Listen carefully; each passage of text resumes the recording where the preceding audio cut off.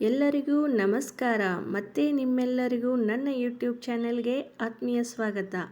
ನಾನು ಈ ದಿನ ಒಂದು ವಿಶೇಷ ಮತ್ತು ಆರೋಗ್ಯಕರ ಸೊಪ್ಪಿನ ಬಗ್ಗೆ ಸ್ವಲ್ಪ ಮಾಹಿತಿಯನ್ನು ಈ ವಿಡಿಯೋ ಮೂಲಕ ನಿಮ್ಮೆಲ್ಲರ ಬಳಿ ಹೊತ್ತು ತಂದಿದ್ದೇನೆ.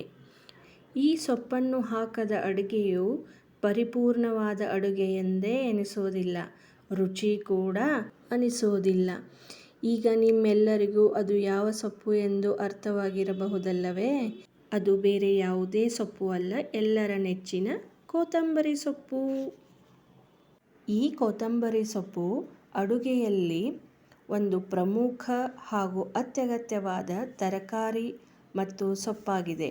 ಇದು ಕೇವಲ ಆಹಾರದ ರುಚಿ ಮತ್ತು ಸುವಾಸನೆಯನ್ನು ಹೆಚ್ಚಿಸುವುದಲ್ಲದೆ, ದೇಹಕ್ಕೆ ಅಗತ್ಯವಾದ ವಿಟಮಿನ್ಗಳು ಮತ್ತು ಪೋಷಕಾಂಶಗಳನ್ನು ಒದಗಿಸುವ ಮೂಲಕ ಎಲ್ಲ ಬಗೆಯ ತರಕಾರಿಗಳಲ್ಲಿ ತನ್ನದೇ ಆದ ವಿಶಿಷ್ಟ ಸ್ಥಾನವನ್ನು ಪಡೆದಿದೆ.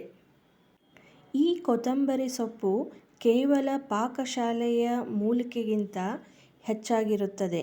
ಇದು ನಮ್ಮ ಆಹಾರಕ್ಕೆ ಪರಿಮಳವನ್ನು ನೀಡುತ್ತದೆ ಮತ್ತು ಇದು ಪೋಷಕಾಂಶಗಳ ಶಕ್ತಿಯ ಕೇಂದ್ರವೂ ಆಗಿದೆ ಮತ್ತು ಅಡುಗೆ ಮನೆಯ ಆಚೆಗೂ ವಿಸ್ತರಿಸಿರುವ ಆರೋಗ್ಯ ಪ್ರಯೋಜನಗಳ ಸಮೃದ್ಧಿಯನ್ನೂ ಹೊಂದಿದೆ. ಇದು ನಮ್ಮ ದೇಹದಿಂದ ಭಾರವಾದ ಲೋಹಗಳನ್ನು ನಿರ್ವಿಷಗೊಳಿಸುವುದರಿಂದ ಹಿಡಿದು ಯಕೃತ ಮತ್ತು ಮೂತ್ರಪಿಂಡಗಳ ಶುದ್ಧೀಕರಣಕ್ಕೆ ಸಹಾಯ ಮಾಡುವವರೆಗೂ ಕೊತ್ತಂಬರಿ ಸೊಪ್ಪನ್ನು ಶತಮಾನಗಳಿಂದ ಸಾಂಪ್ರದಾಯಿಕ ಔಷಧದಲ್ಲಿ ಬಳಸಲಾಗುತ್ತದೆ. ಈ ಕೊತ್ತಂಬರಿ ಸೊಪ್ಪಿನಲ್ಲಿ magnesium, vitamin A, calcium, vitamin C, ಸತು ಮತ್ತು ಪೊಟ್ಯಾಸಿಯಂನಂತಹ ವಿವಿಧ ಪೋಷಕಾಂಶಗಳನ್ನು ಹೊಂದಿದೆ ಮತ್ತು ಈ ಕೊತ್ತಂಬರಿ ಎಲೆಗಳು ಅತ್ಯಲ್ಪ ಕೊಲೆಸ್ಟ್ರಾಲ್ ಮತ್ತು ಸ್ಯಾಚುರೇಟೆಡ್ ಕೊಬ್ಬಿನೊಂದಿಗೆ ಹೆಚ್ಚಿನ ಪ್ರೋಟೀನ್ಗಳು ಮತ್ತು ಆಹಾರದ ಫೈಬರ್ಗಳನ್ನು ಸಹ ಹೊಂದಿದೆ. ಈ ಕೊತ್ತಂಬರಿ ಸೊಪ್ಪು ಮೂಳೆಯ ಸಾಂದ್ರತೆಯನ್ನು ಬಲಪಡಿಸುತ್ತದೆ, ಮಧುಮೇಹದ ಲಕ್ಷಣಗಳನ್ನು ನಿರ್ವಹಿಸುತ್ತದೆ, ರೋಗನಿರೋಧಕ ಶಕ್ತಿಯನ್ನು ಹೆಚ್ಚಿಸುತ್ತದೆ. ಅಷ್ಟೇ ಏಕೆ, ಹೊಟ್ಟೆಗೆ ಸಂಬಂಧಿಸಿದ ಜೀರ್ಣಕ್ರಿಯೆಯನ್ನು ಸಹ ಸುಧಾರಿಸುತ್ತದೆ. ಇದು ಕಣ್ಣಿನ ದೃಷ್ಟಿಗೆ ಒಳ್ಳೆಯದು, ಹೊಟ್ಟೆಯ ಸಮಸ್ಯೆಗಳಿಗೆ ಪರಿಹಾರವನ್ನು ಕೊಡುತ್ತದೆ. ಇಷ್ಟೇ ಅಲ್ಲದೆ ಕೊತ್ತಂಬರಿ ಸೊಪ್ಪು ಕ್ಯಾನ್ಸರ್ ತಡೆಗಟ್ಟಲು ಸಹಾಯ ಮಾಡುವ ಅದ್ಭುತ ಗುಣಗಳನ್ನು ಹೊಂದಿದೆ.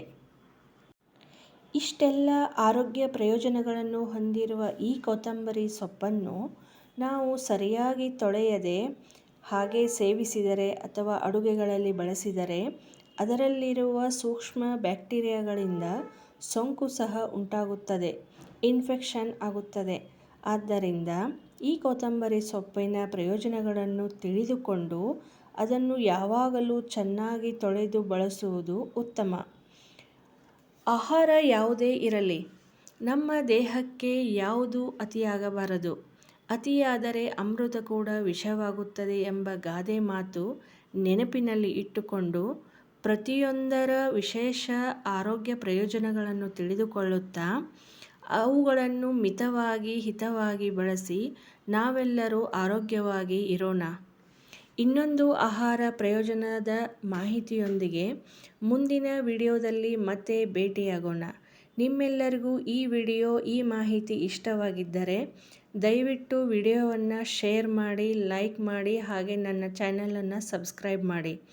ಈ ವಿಡಿಯೋನ ಇಲ್ಲಿಯವರೆಗೂ ನಿಮ್ಮ ಸಮಯ ಕೊಟ್ಟು ನೋಡಿದ್ದಕ್ಕಾಗಿ ಧನ್ಯವಾದಗಳು. ಮತ್ತೆ ಭೇಟಿಯಾಗೋಣ. Thank you.